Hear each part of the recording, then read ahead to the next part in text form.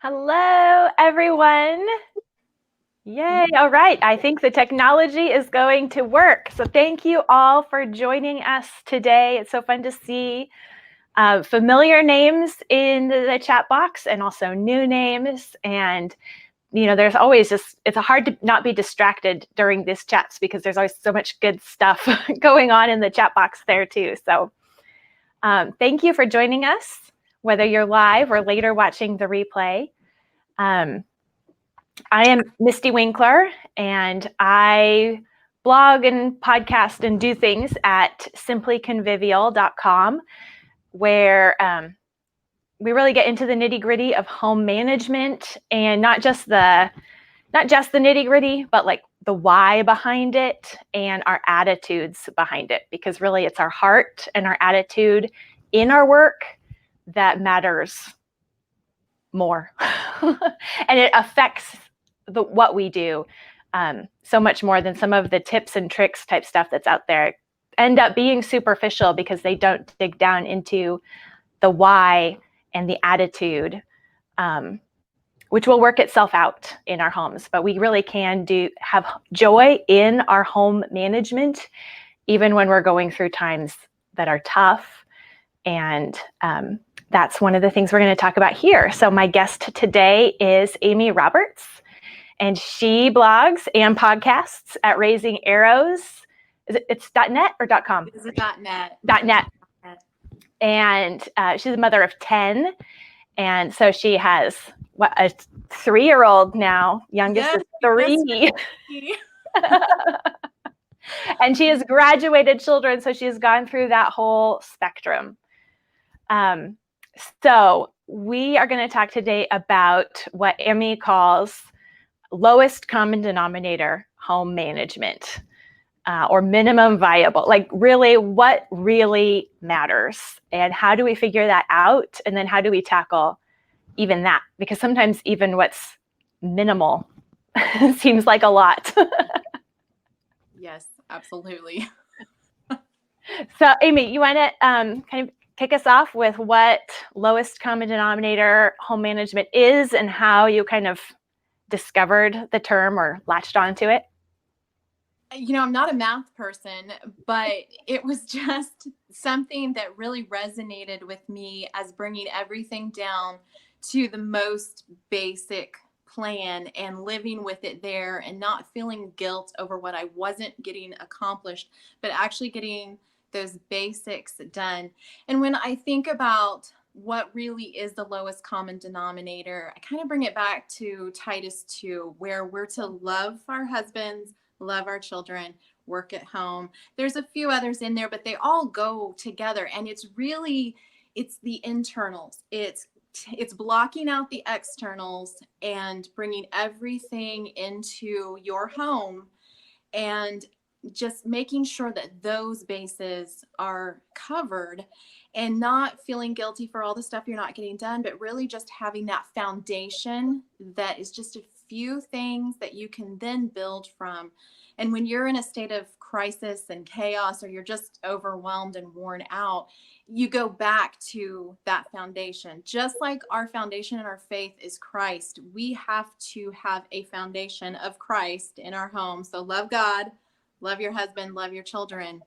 And what does that mean? And what does that look like when we are overwhelmed? And that's what I feel like the lowest common denominator really comes back to: love.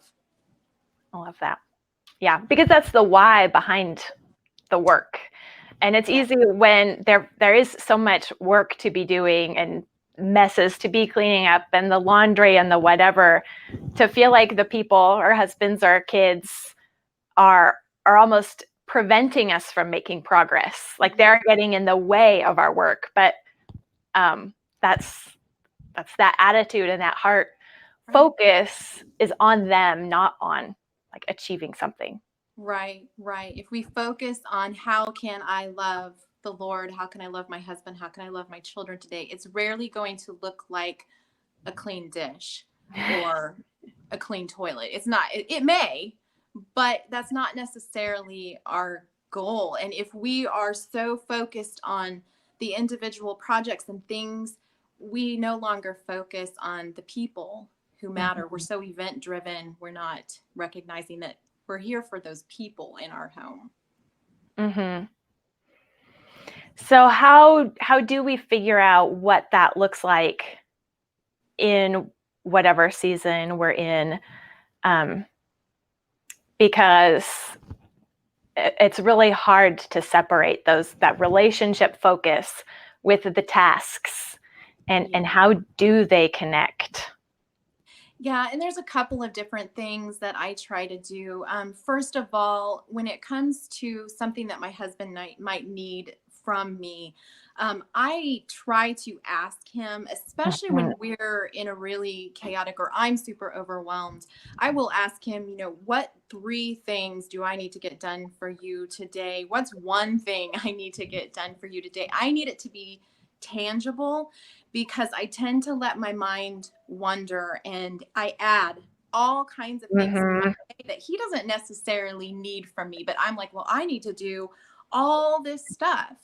And he really just needs this one thing done for him to feel like I was loving in what I was doing for him that day. So I do tend to try to ask him, what do I need to do? I will even do that with housework, because there's things that he'd like to come home to a house that's somewhat picked up. He doesn't even really care if the floors are messy or anything like that, if there's just not a lot of stuff all over the place. So I know that that's one thing I need to make sure I try to do. The other thing is that I try to bring everything down to the very basics, and I start to take away things that are not needed in my day. So, Mhm. for instance, when I have a new baby, I don't need to wash dishes. I need to buy paper plates so that I can throw them away. And I'm not ruining the environment because I didn't wash dishes for 2 months, 3 months, however long it takes. It's okay, because I'm then able to be a better wife and mother because I wasn't frantically trying to get all these extra things done. I don't need to bake my own bread. I don't need to do all these extra things. And so if I can get outside of my head Yeah. and recognize that there are, a lot of things that I'm doing that I don't need to do, especially when I'm feeling overwhelmed. And then the other thing I do is I try to take all of the outside engagements out of my life. There again is that idea that everything we need to be doing is actually internal. It's in our home. We need to be taking care of our home first and foremost. And so ministry, I have not been a part of any sort of church ministry in over 20 years, because that's how long I've been parenting. Mhm. And God expects me to take care of the ministry within my home. And if I can't do that because I'm taking care of ministry outside of my home, I'm actually not fulfilling the calling that He has for me. And I'm not doing it very well. So I do try to take all of those outside commitments out of my life so that I can focus on my home. And that's really, really hard to do, especially when we're homeschooling and we think of all these great things we need to be doing. We need to take the kids to co-op. We need to go do this field trip. And it's hard to say no. And it's also hard if you've already been doing it and you've got to remove it from your life. But you have to be strong enough to say, this is not a time for that in my life right now. I've got to just slow everything down. I liken it to when we go on vacation, we always go out to a cabin in the woods. And there I have 3 meals I have to cook every day. I have lots of things I have to do, but there's no toys, there's no TV, there's no internet, and there's no phone out there. And my life is so slow and beautiful and calm. And it's because none of those outside things are there. And so it's very difficult when you come back to the real world, to take those out. But if you could think of it as a cabin in the woods, and what would my life look like? And what would be the lowest common denominator if I were living out in the middle of nowhere? What do I need to remove? Mhm. yeah, there's so many distractions Yes. that just take our attention. They do. And so I know I've heard it likened to like spheres, where you have to start where you've been placed and start with your home, and it's only overflow that extends out, but it doesn't kind of go the other way. Like, our priority is our husbands and our kids, and really what's the that will be an impact in the church and in the community. Yes. As it compounds, but just right. Even though it's not right now, maybe, or it doesn't look like it right now, it really is, because those families are important in the church, and that's where we're serving. And the other thing I'd like to mention about that is that, first of all, when you see me disappear from the blog sphere, from social media, it's because my home's not in order. It's because I have realized I've got to take care of what's going on here, and then I can be helpful to other people. But I have also found, and this was true in the early years, that as mothers and homemakers, we tend to escape the overwhelm by adding to the overwhelm. Yeah. And so we escape what's going on around us by looking on social media and adding a whole bunch of stuff to our life that way. Or we start a blog, or we decide we're going to podcast, or we're going to start a YouTube video channel or something like that. We're going to have a little home business, and we only add to the overwhelm of our lives because we don't want to look at what's already there. And it's really a form of escapism. And while it seems really great in the beginning, it becomes insurmountable eventually. Mm-hmm. Yeah. I've felt that before, for sure. And I know once, I think I forget which, it was number 4 or 5, but I had a baby and a toddler, and so it was just kind of in that chaos time where every time I looked anywhere in the house, it felt like everything's falling apart and I'm doing an awful job, and so I'm just heaping it on myself, not really doing anything about it except thinking about it and making it a bigger problem in my own head than it really is. And just having that conversation with my husband, which it didn't start out like me thinking, oh, I'm going to be reasonable and ask my husband what he would like me to do. It turned into that conversation, and it was very good. It should have been intentional. Instead, it was more like, I feel so, it was just kind of that breakdown of, I feel so overwhelmed.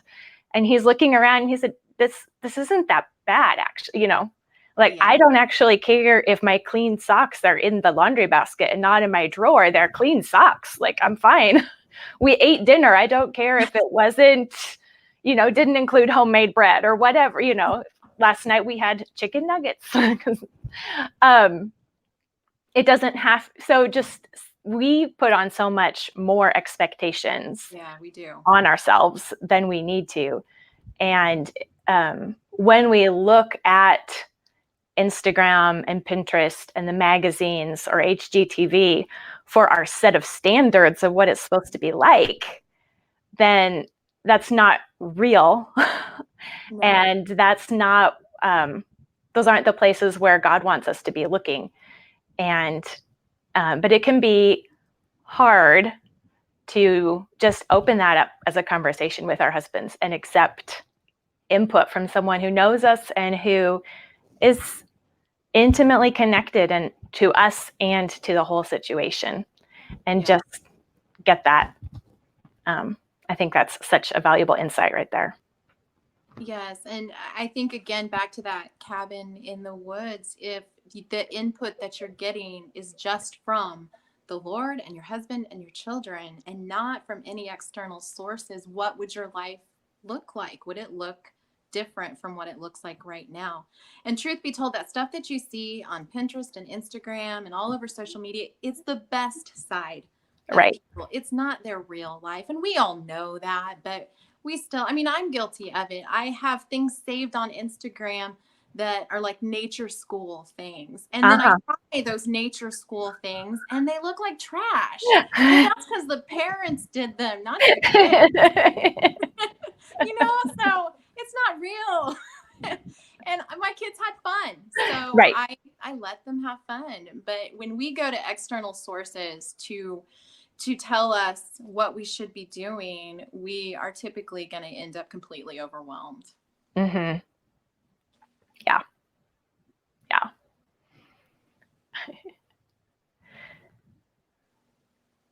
Yeah. Checking out the chat box. There's a lot of good stuff there. Yes, Susan says, just because there's a white space on my calendar does not mean that I'm available. Yes, you need white space to just breathe, honey. Yeah. Well, and to parent, goodness. Yes. Like that takes time. It does. It does. Absolutely. I don't know if you want me to share some more practical things that would be helpful. Some of the stuff that I did, especially when I had all littles, because that's a whole different world, and your expectations have to change throughout all of the parenting seasons. I have a friend who says I was having a bad day until I lowered my expectations. And that's really true. You can be having a horrible day, but if you just lower your expectations a little, it turns out to be a really good day. And that's where that lowest common denominator comes in. What are the foundations of my day? The very basics. And they really don't need to be very many things at all. Just a few items. If you take the dishes out of your life and replace them with paper plates, if you choose to do one load of laundry all the way through, one per day, not try to get 5 loads. And yes, you will be perpetually behind, especially if you're in a large family, but you got one load of laundry completely done, washed, dried, folded, and put away. And that's a win. Mm-hmm. We also did something called a chore board. Every morning I got up, I had a dry erase board. I got up and I looked around the house and I assigned chores to the kids based on what I could see and what was bugging me. And so it would be, okay, the floor is dirty. I want my oldest to just sweep the floor. And we would do those chores before school because that's what I needed to do. I kind of need to get rid of eye clutter a lot in order to homeschool. So I needed the eye clutter taken away. And so it was just these little things where I would assign, and I only had 2 or 3 kids at the time who could actually do anything. And then there was a list for me, and it was a dry erase board. So if I didn't get something done, I could erase it and it wasn't there anymore. And when we got the eye clutter, right? Yes. And an erased board is a wonderful thing. So anytime you got something done, you just erased it. And the next morning I would get up again and I would look around and I would say, okay, these are the things that I really feel like have to be done today. And you got to keep that in check too. But when you do it like that, it's not this constant running list of, well, Monday I'm supposed to be doing this, and Tuesday I'm supposed to be doing this, and I didn't get it done because the baby had a fever and homeschool didn't go well. If you're just going on a daily basis, especially during those crisis times, it's going to go much better for you. Well, and in that case, you're also looking at what's actually around you in your home and what your home actually needs right then, and not going off of, the list I downloaded off the internet that tells me I should be doing X, Y, and Z. How many of us have done that? Where, I'm looking at this list and it's got rooms I don't even have. And I'm thinking, well, I need to clean. I don't have that room. Why do I need to even think that I need to clean that? But we do that. We're always trying to follow other people's way of doing things. And it's great to share with each other and to learn from each other. But we have to recognize when it doesn't fit our family. We're all unique. God put all of us together in a very unique order with the number of kids and in the order that they came, and the husband that we have and the home that we have and our circumstances are all unique to us. And we have to recognize and honor that based on, what God has given us and what he expects of us. And it's not going to be the same as Susie Homemaker down the street. Mm-hmm. So true. Yeah. And, I always come back to the 1 Thessalonians where it says, this is the will of God for you, your sanctification. And, that we see that happening in our home management because this is our vocation and this is where we're serving. It's God's will isn't necessarily that we are Hello, Mercy. Okay, you guys need to go back down. Asking us that we keep a home perfectly clean. Like that isn't what home management means. But in that work and the situation and our, attention to our duties and to our relationships, God's working in us. And when we see our need and our weakness in those days, that can be where God's working with us right there. And that's accomplishing God's will if it's our sanctification along the way. Yeah. I'd love to hear you talk a little bit more about keeping a house clean. Oh, yeah. just kind of expound on that a little bit for me. Well, I think that's a phrase that we use all the time. And it suddenly struck me like we're trying to keep something clean. So if and I feel this way, this is like the root of my personal boom and bust cycles, where it's like, okay, if I just got the house clean, if I got the living room clean or my bedroom clean once and for all, that it would be a once and for all. I'd be able to keep it clean, like it would stay that way. Right. Yeah. And so I've kind of tried to stop using the term keep it clean and just say, this is maintenance. This is just what I'm going to keep doing. I'm not going to be keeping it clean. I'm going to keep working at it all the time and not expect that at some point I'll achieve this housekeeping level where it's not work anymore or it just magically stays done. But if we're trying to keep it clean and make it stay a certain way, then the kids and all the people living in our house are ruining our work and getting. Yes. But if we're just keeping up with the work, we're just facilitating the stage on which everyone's living life. And that's really the place that it needs to have in our life, not elevating it above the people where the people are serving this set. Like it's, we're keeping it for a magazine or we're going to be on HGTV. But this is just the stage and we're the stage hands getting it set for the next scene. Yeah. And that goes back to Titus 2 again as well, where it says working. Yeah. It's ongoing. So we're working. And then there's that piece in there about self-control where, you have to actually get up and do the work. And I mean, this is that escapism again too. I mean, the Netflix binge is a real thing. Because you sit down and you watch to escape, or you go, for me years ago, it was sewing. Something as innocuous as sewing for my kids. I was doing it for my kids, but I was down there hiding in my sewing room, escaping what was going on all around me and doing something to get away from it. And so, it's the self-control to get up and do it, and then to recognize it as an ongoing process. Yeah. I'm going to take a look here at what some of these questions are. So Hannah asks, how do you get things done when you have all littles and a baby who is always fussy? So again, expectations have to be lowered. You're not going to be able to do everything. And so you have to decide every morning, what is it that I can get done today? Need to take away all the extras and just go back to the basics. Get people fed. And it doesn't have to be a gourmet meal. It can be cheese and crackers. And just get them fed. Make sure that they're fed. And try to get some fresh air if you can, and just do the basics, because honestly, nursing and changing diapers is a full-time job. And so that's a time frame when you really need to pare back all of those extra things and give yourself some breathing room. We as a society like to pile stuff on, and we think we are so tough and so strong, and we're going to do all these things. And there's no maternity leave for those of us, especially those of us who stay at home. We don't even give ourselves the grace to say, I need some maternity leave. I need to stay at home.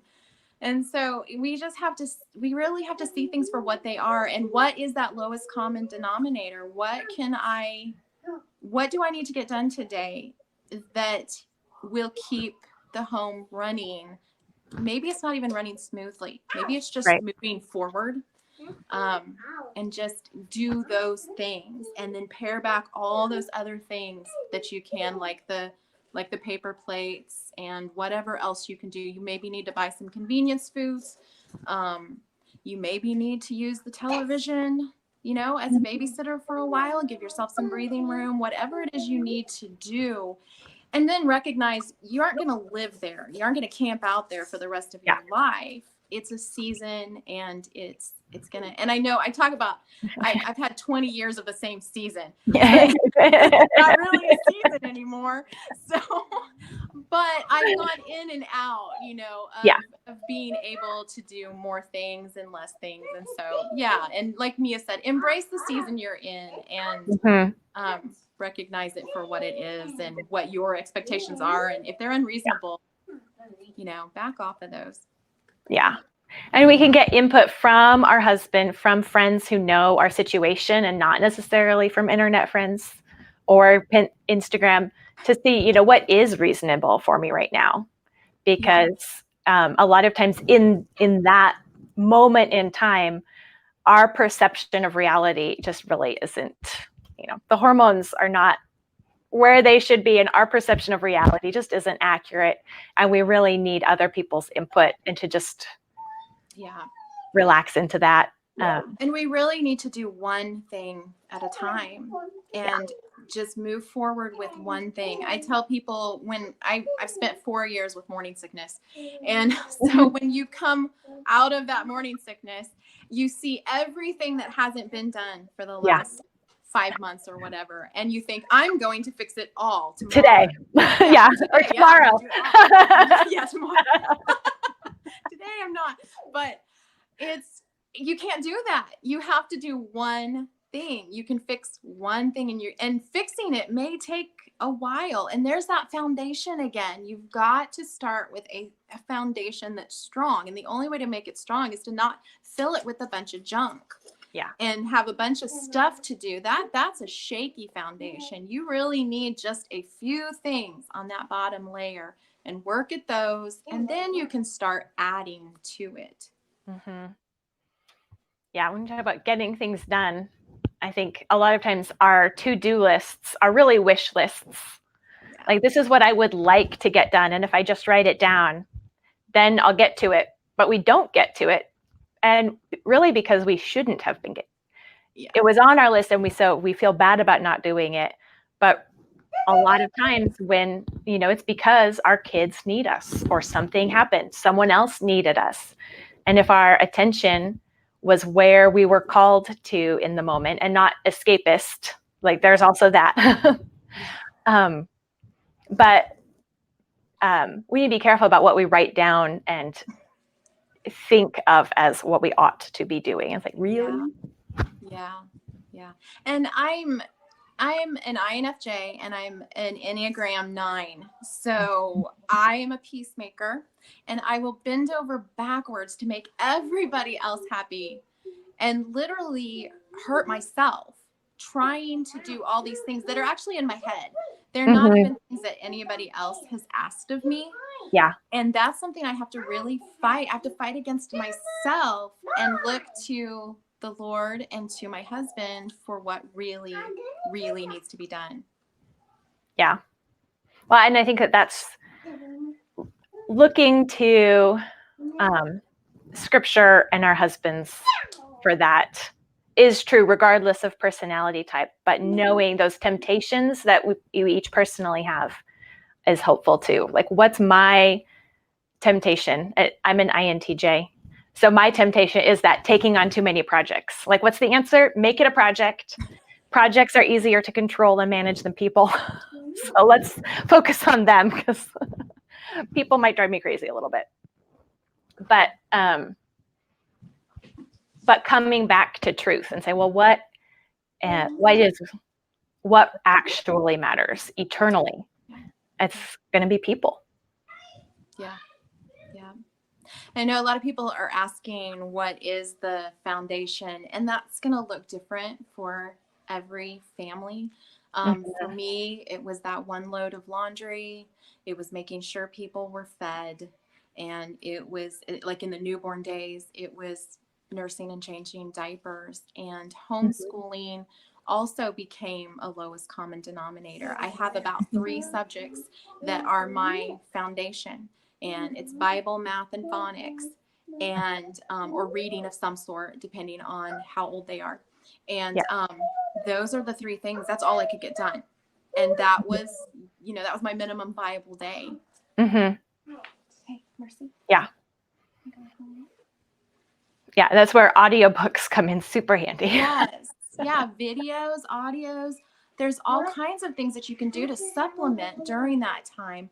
I also found that it was the end of my pregnancy where I needed to take the breaks. And then once I had the baby, I felt so much better.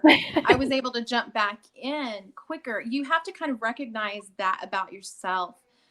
What kinds of what time frames are you more productive, less productive?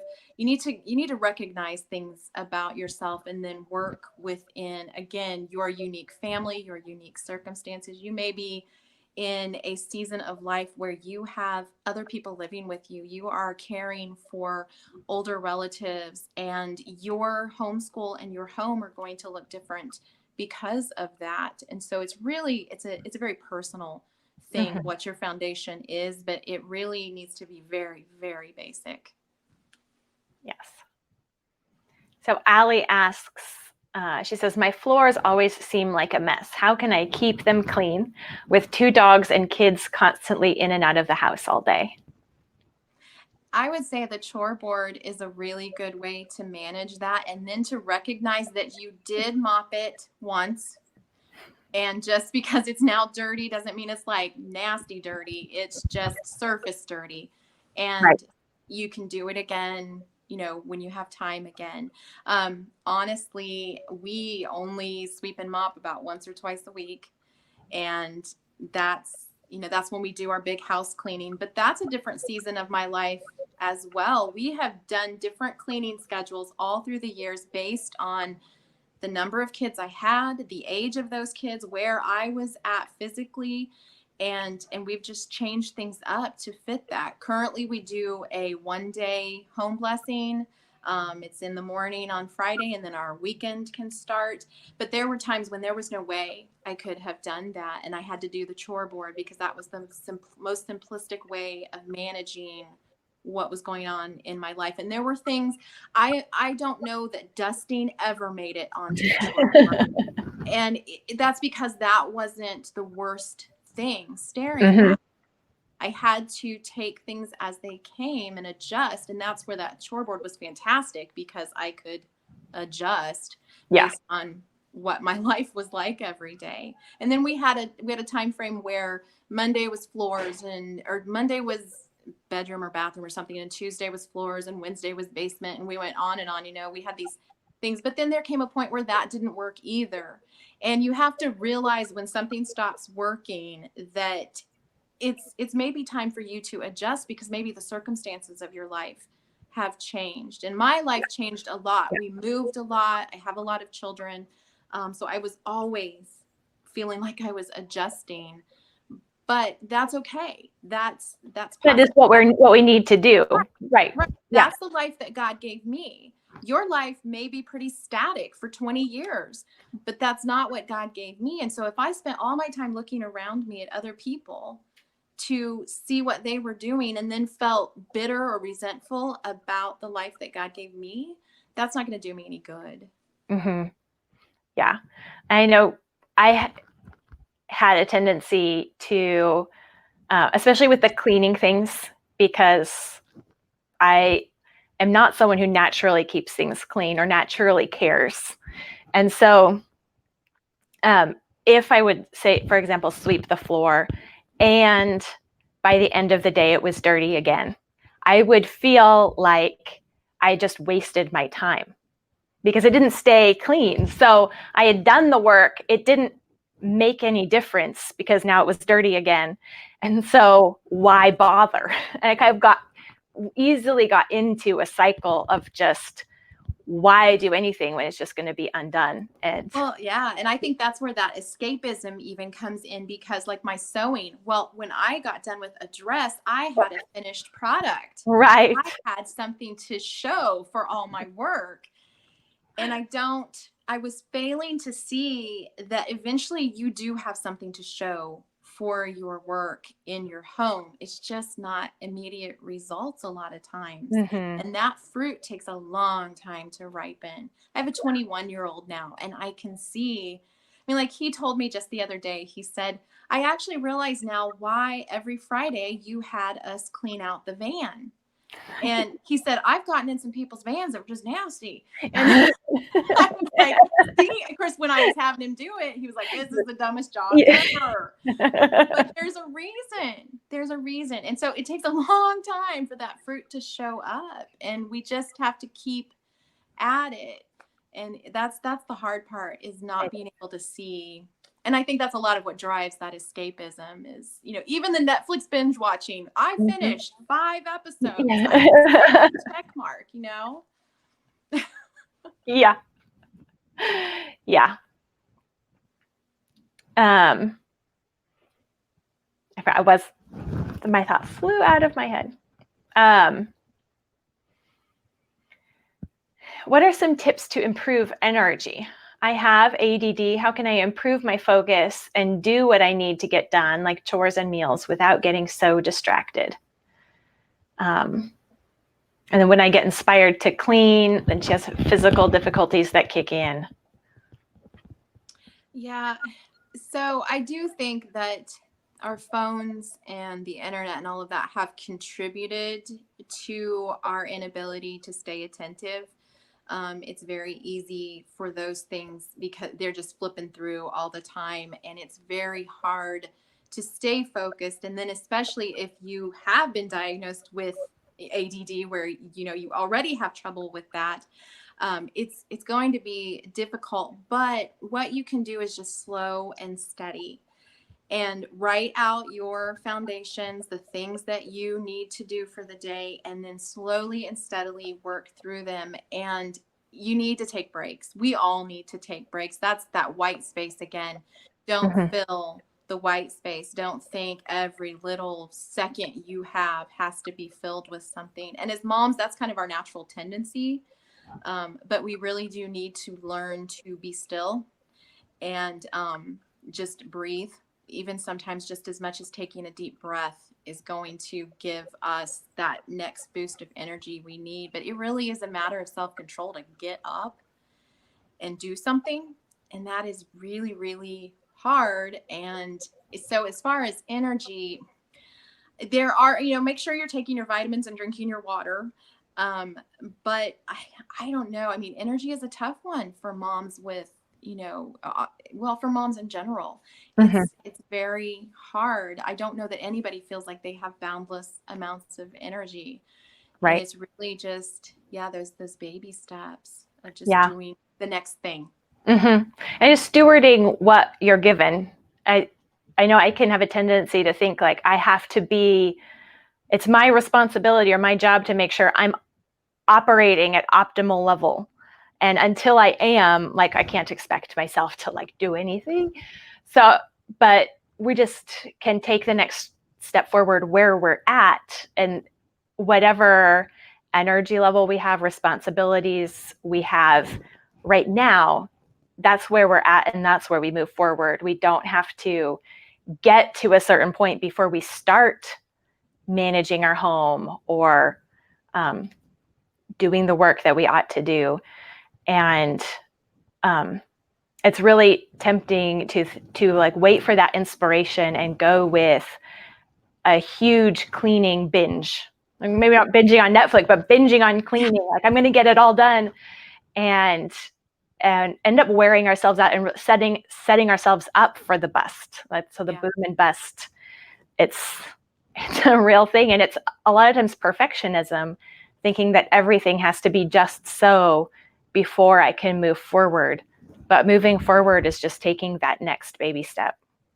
Yeah. It's like with our cleaning schedule where we had Monday was this and Tuesday was this and Wednesday was this. The house was never clean all at one time, but the underneath layer was clean. Everything was clean. It just wasn't all at the same time. And it was what I could do at the time. Yeah. And so there again, there's your expectations. Again, talk to your husband about what he expects. Because you may be putting things on yourself that are not actual expectations of his.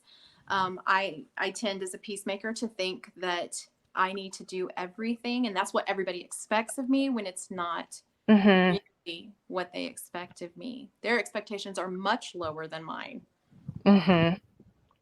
Yeah, and if we can build those small baby steps into our day instead of thinking that we have to clean everything at once or have a whole hour or two to do all the cleaning, but finding that lowest common denominator, that minimum viable amount that keeps things moving forward, and so that just the state of the house doesn't interfere with the work of the house, the homeschooling, the relationships, that's really the goal. It's not that the house is in some state that's the object. It's really just keeping life moving forward. Yeah. And so finding those small routines. I know. So actually on Friday, we're going to be starting Sweep and Smile in Simply Convivial membership.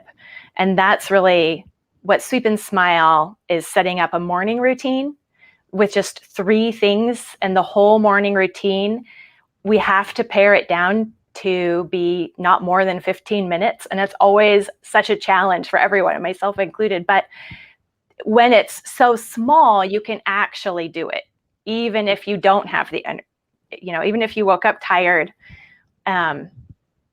even when, all these things, 15 minutes we can usually find. And if you have 15 minutes, what are you going to get the most impact out of? What's going to have the greatest help for your household to move forward in the day? And so it doesn't have to be everything. It's just these 3 things in 15 minutes or less. Yeah. And there's your foundation. That's what you can build from then. Right. Yeah. But it's hard. It's hard to let go of those expectations or to figure out, and it takes trial and error a lot of times too. It's like what you think might work isn't necessarily what does work when you try it out, and to just be willing to trial and error, and we call it iterating, just try again. Learn from what happened, and you don't have to start from scratch. You learn from what didn't work and what did work, and try a different setup. Yeah. Yeah. And it's good too, as your kids get older, to start including them and helping them to come up with those things as well for the things that they need to get done. I have a lot of people who talk to me about, like, we have table chores, and they have chores that they're supposed to be doing, just like I have chores that I'm supposed to be doing. Just like I don't always want to do my chores, they don't always want to do their chores. And it's that constant self-control. We've got to do this. And we've been doing table chores for what feels like 100 years. And I still have to call them to do table chores, just like sometimes I have to set reminders on my phone for myself, even to cook dinner. Something as simplistic as starting dinner, I will forget. And so I have a reminder on my phone that at 4 p.m. I need to start dinner. And it's just, that's just part of being human. I think we are always trying to kick and fight, and things are not the Garden of Eden. And so we really recognize that this is our work. This is the work that God has given us. And even with our children, we're going to have to continue to remind, and just like God continues to be patient and remind us. Yeah. Yeah, it is. And that's where we experience that sanctification in the process of the work, is realizing that, our kids need parenting and they continue to need parenting, and so do we. Yes. And we have a Heavenly Father, and that's what He's doing in all of this too. And so there's meaning behind all of it. It's not just mind-numbing, tedious, mundane work that doesn't matter. It's human work. This is tending and keeping our little fallen, broken garden. Yeah. And it's working good in our hearts through the Holy Spirit. Yes. Amen. So thank you everyone for joining us today. And I hope that was helpful. And I'll send out a follow-up email with links for the replay. And I know Amy has a